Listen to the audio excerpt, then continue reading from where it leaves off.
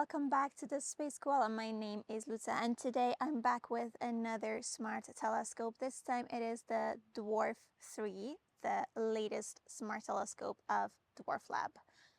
I will be showing you the main features of the telescope quickly, then I will be testing it on the sun, on the landscape, and finally tonight on the stars as well. Let's get into it. The Dwarf 3, similarly to its predecessors, contains two cameras, a more wide-angle panoramic lens as well as a telephoto lens. I am personally more interested in the telephoto lens because that's the one that you can use for astrophotography. That one is a 35mm diameter lens with 150mm of focal length, so that is longer than the previous model, the Dwarf 2. The entire structure is impressively light. The whole thing weighs 1.35 kilograms. That is just under 3 pounds. If this actually works well for astrophotography, that would be unbeatable in terms of portability for astrophotography for traveling. I'm excited to try, but I have my reservations.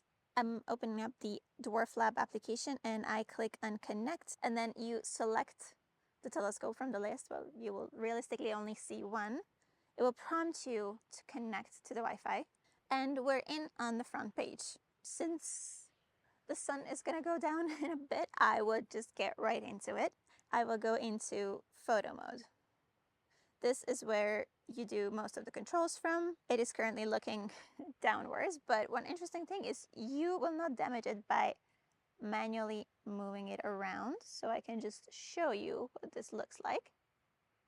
You can see the telephoto lens as well as the wide-angle lens here. It does not find the sun automatically as you might be used to with the ZWO Seestar. However, thanks to the wide-angle lens, it is really simple to find the sun. Of course, safety first, so before you even try to locate the sun remotely, you need to place on the solar filter that is included. And since you have two lenses, you get this funny-looking filter that covers both lenses at the same time. It looks like a pair of sunglasses for the Dwarf, and it just attaches on magnetically. And now we are ready to locate the sun. I will start to move this around. Note that I'm not seeing anything in the picture whatsoever. You have the wide field view here at the top, and then the little rectangle within the wide field of view then shows you where the telephoto lens is pointing. So we'll see that in a second. If I manage to find the sun, I just have to get the height about right. Okay, now in the wide angle lens, we see that the sun is there, but there are some clouds. So all you have to do is center it there. We can already see it in the telephoto view. So at this point, I'm actually going to close the wide angle view because I'm not interested in it anymore. And I'm just going to adjust the exposure way down. What you want is not to overexpose any part of the sun. We see a bunch of sunspots here. So now that we see the sun, we can do an autofocus.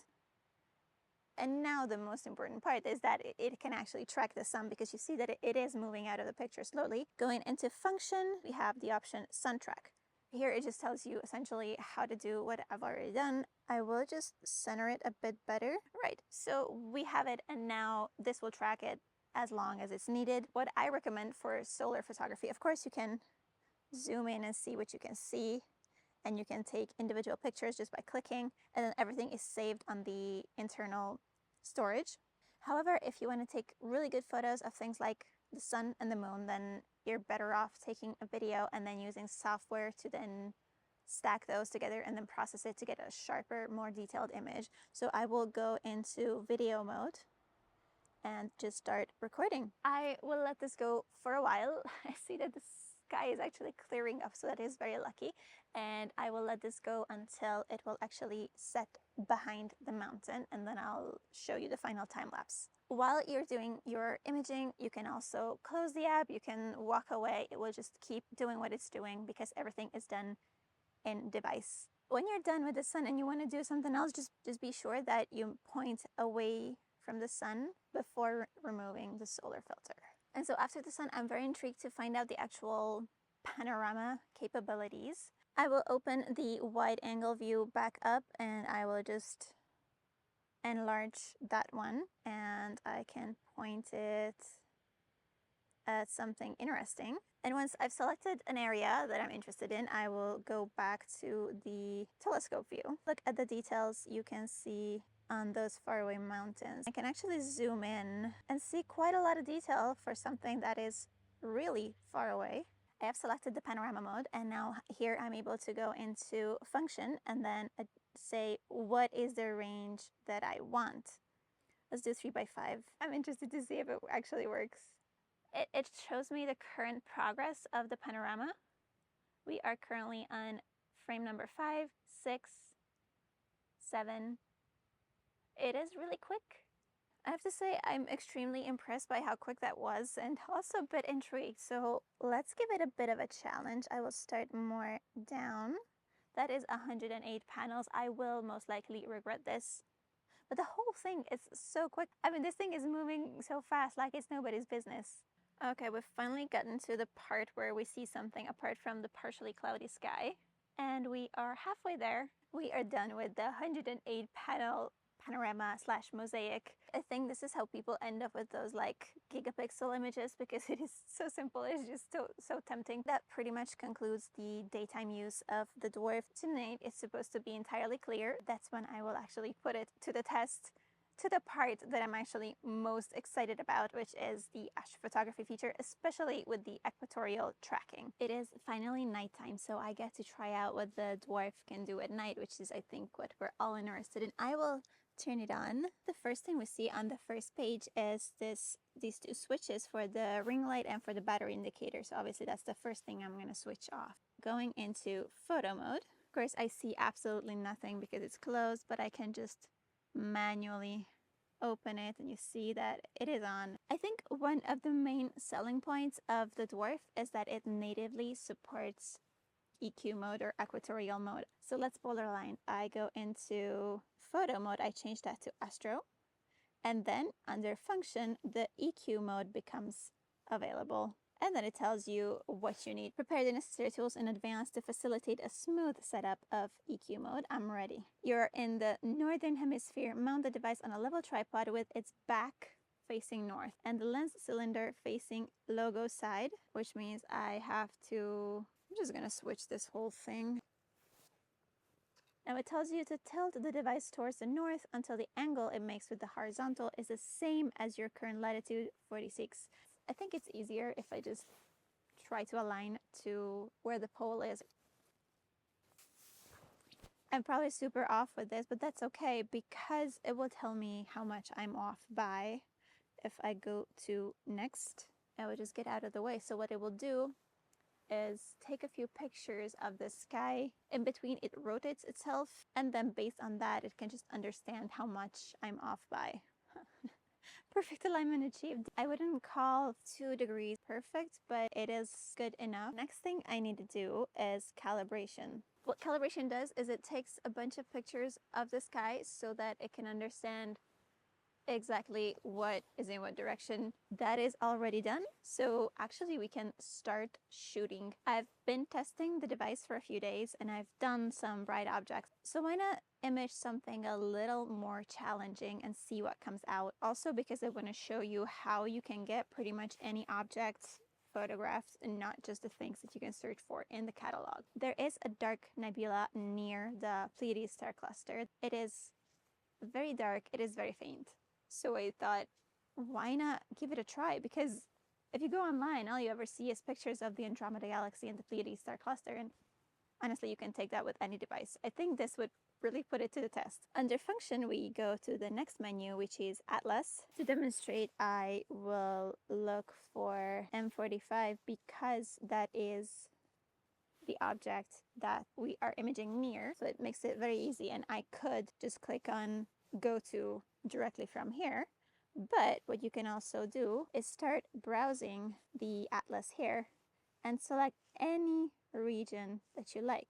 Now I know that my nebula is here, so for me it is really fast to find it this way because I cannot remember the catalog names, but if I actually click on it, then it tells you the catalog name, so you can also search for that directly, and then you can do a one-click go-to. It's doing a go-to, then it does a plate solve, and it is immediately successful. I know that it fits inside the field of view, so I can just start imaging. The way to do that, under exposures, I will choose this preset. It says 30s 64K. That just means 30-second shots, a gain of 60. The gain is the equivalent of an ISO on a camera, and then 4K, that's just the resolution. It will now start taking images continuously and then downloading them and stacking them until the morning light, or up to a maximum number of 999. And we have the first shot of 30 seconds, and I will just leave this be. Of course, I will connect a power bank before I go inside into the warm room. I have now been testing the Dwarf 3 for a couple days, and I have all the files here. One thing to mention, to get these files on here, that was actually quite convenient because you can just connect to the telescope via USB-C, and you can access the storage directly from your computer and just copy paste the files, and it is really, really quick. In terms of the files that you find on there, of course, you will find all the pictures that you took. In terms of the astrophotos, you get all the raw files in FITS format.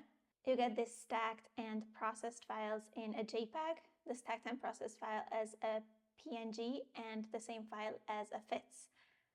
Something to mention about that FITS file, I was very happy when I saw that, because that looked like a proper, astronomy, astrophotography file that I could work with.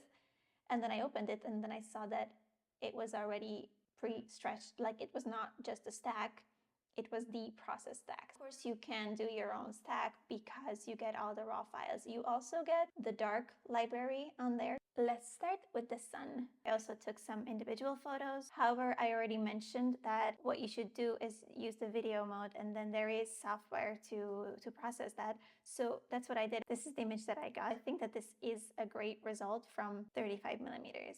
Of course, I mentioned that I was gonna keep recording, and I did record the sunset, and I think this turned out really beautiful.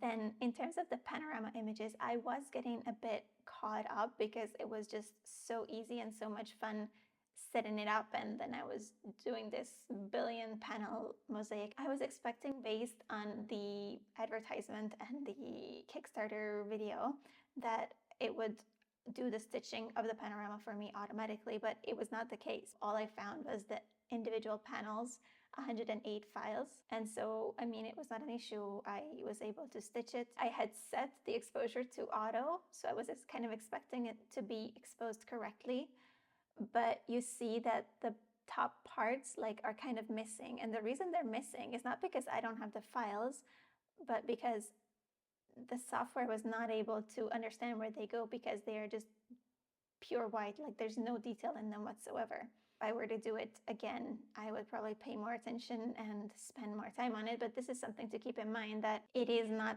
zero effort panorama. You still have to kind of think about how to do things to do it nicely, which is not a bad thing. And then finally, the most important bit, the astrophotography. I tested it for 3 nights, and I did 3 different subjects.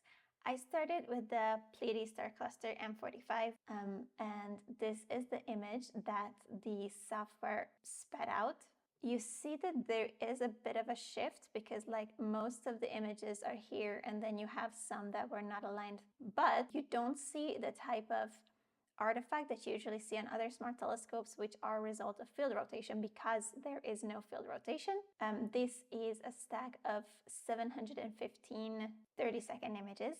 This is the FITS file that comes from it, and that is not being stretched. It is already pre-stretched, so there's not that much you can do with it. And then I also tried to process it a little bit. I think that it is a very decent image of the Pleiades star cluster. And if I zoom into it, you see that we do have some nice details in the nebulosity near the bright stars. Also, the stars are looking quite nice. The next day I said, let's really put the dwarf to the test. So I selected the Baby Eagle Nebula. This is the name I know it by. I know others call it the vulture head. This is the image that it spat out. This is This is upside down. I would just rotate it so that it's easier to compare. It is definitely quite a challenging target for a smart telescope that is working with short exposures, and especially for a smart telescope with a small aperture. Considering the fact that I did this in less than one night, if somebody really wanted to take a nice image of a target like this, they just have to spend a couple of nights and then stack all the images together afterwards manually, and I think that they could get a nice image. So this was 623 30-second images. Then I have the one that I processed from that. Finally, I said, okay, for this target, let me just also stack the images. And so I did that, and that actually just stacked all the images. It is somewhat better, but I'm not even sure that it's worth it. I mean, if you get a telescope like this for the simplicity, maybe you don't want to do that, I don't know.